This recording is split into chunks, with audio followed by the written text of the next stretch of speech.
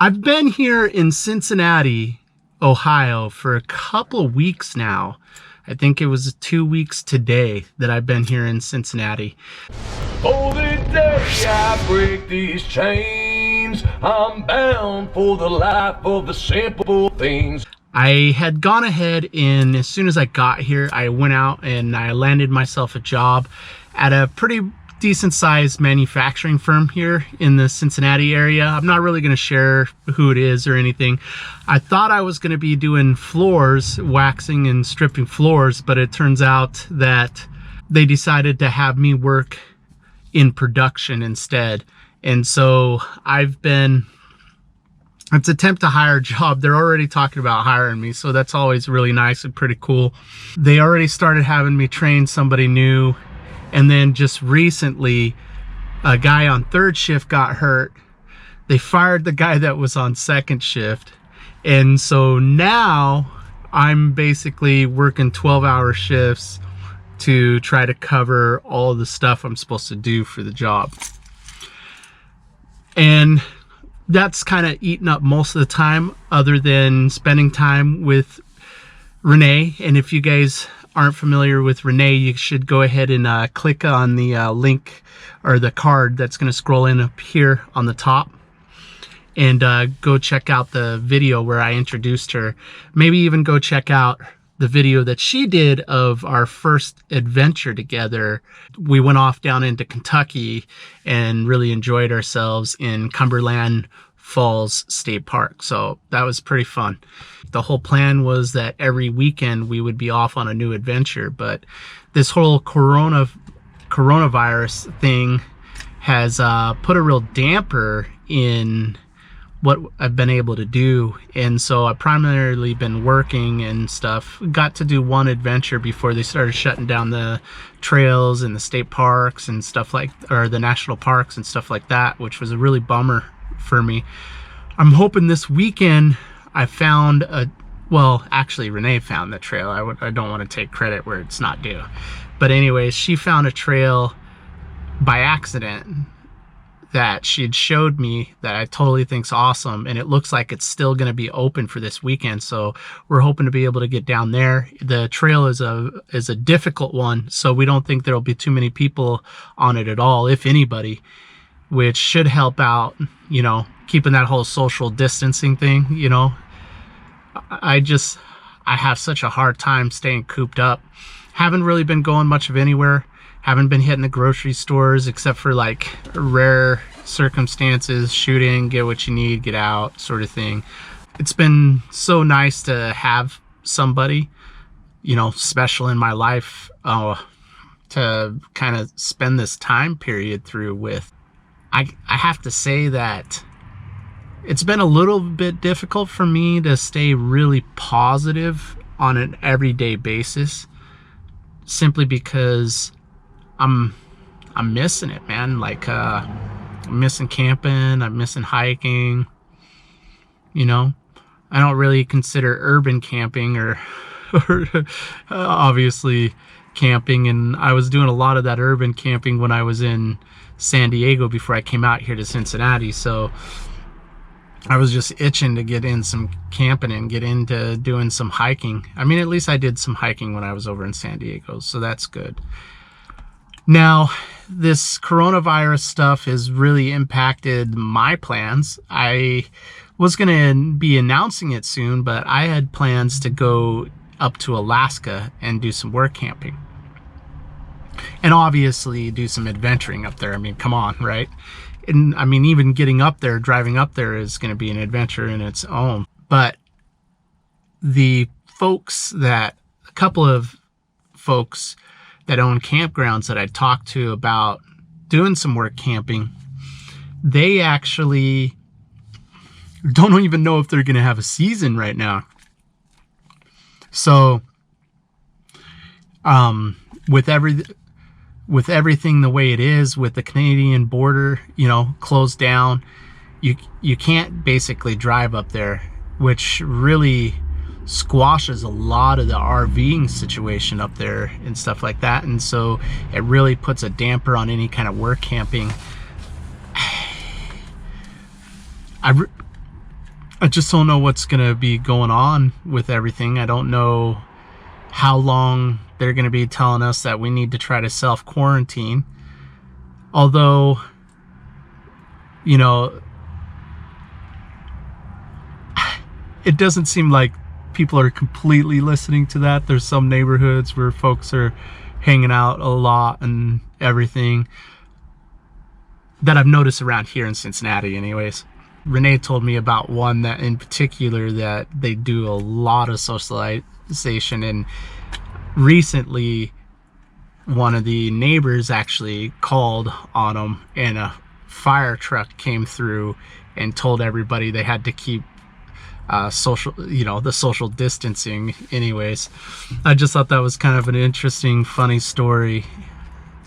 But where I sit right now, I feel like I'm gonna have to give up on my plans for Alaska. And so I've really moved on over to looking at probably going up to Washington and doing some beekeeping for the summer and seeing the last few spots that I haven't seen in my home state, especially with Washington having so many different terrains and stuff. It'd be nice to knock out some of those. I'm a little leery with it just because Washington was hit pretty hard, but where I would be for the most part, I don't think is a major concern. I'm a little concerned about how all of this stuff is getting treated, you know. So this COVID-19 thing is a pretty big deal. Some people want to say it's nothing more than the flu or just a common cold, and that's just not the truth, guys. It's a pretty serious disease, especially if you have some of the risk factors like obesity, heart disease, diabetes, any kind of immunosuppression, any of these kinds of things. It's even a lot more serious, and it's arguably 2 to 3 times the death rate of influenza. So it's definitely serious. Yet at the same time, it just seems like we're going so over the top with everything. It almost feels Big Brother-ish. I don't know if any of you guys read 1984 back in the day, maybe when you were in school or anything. The whole thing with Big Brother and everything. It's kind of feeling that way. I don't really like what's going on. It's got me a little suspicious, to be honest. I try not to wear my tinfoil hat too much, but some of this feels like almost on purpose. Who knows how much it is or isn't. Could just be some sections of the population and in government taking advantage of something that occurred naturally, or it could have got set up. Sometimes, I have my tinfoil hat moments and it feels kind of set up. I just hope that they keep making some progress with treating it when people get it. Some of the antivirals have shown some success, and it'll be nice for them to come up with a vaccine. Only thing is I've been hearing a lot of rumors lately about how they don't really disclose what's in the vaccine, which is pretty problematic in my opinion. I think you should have a right to know what you're putting in yourself. But strange times we're living in. My Alaska plans have pretty much gone to the wayside. Unless something changes in the next week, I won't be going to Alaska this year like I thought. And plan B that I'm working on, plan B, doing the bees. I know that was totally lame. I'm hoping that my plan B over in Washington State and doing some beekeeping could be a pretty cool thing. And we'll just have to see how all of this plays out. I know that me personally, I decided to do this lifestyle to live. I decided to, you know, forego steady income, consistent job. You know, I always have work, but I don't have a consistent job. I do different things all the time. And I made that decision because I decided all of the risks to getting to adventure and to travel and to live that was far more important to me than really security. And holing up and hiding out during this coronavirus stuff and anything that's going to come behind it, you know, if stuff is more sinister than we'd all like it to be, you know, I'm not willing to do the security in the safe thing, the super safe thing, you know, hiding away, and forego living, you know. And that all boils down to all the way back 2010. Some of you guys might not know that I was diagnosed with a neuroendocrine tumor that turned out to be malignant. And I spent the better part of 2 years, 3 surgeries, and 2 rounds of chemo fighting that and beating it. And I remember when I was talking to the doctor, when I had my relapse during that period, and told me that the prognosis was pretty bad, that I was looking at probably like an 18% chance of survival. And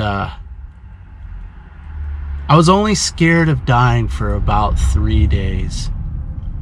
And then I was just angry. I was really angry at myself that all I'd ever had done was work. You know, I'd always had pretty much 2 jobs during that time. Had some rental properties, all that sort of stuff. And due to that tumor, it really woke me up about, you know, doing what is most important to me and living my life in such a way that I can be happy with. And when I'm sitting on my deathbed, I don't want to be angry again. I want to be happy. I want to go out of this world having done what I love. Get out there, connect with people, live your big story, and make sure you do something every single day to reduce world suck. Peace, guys.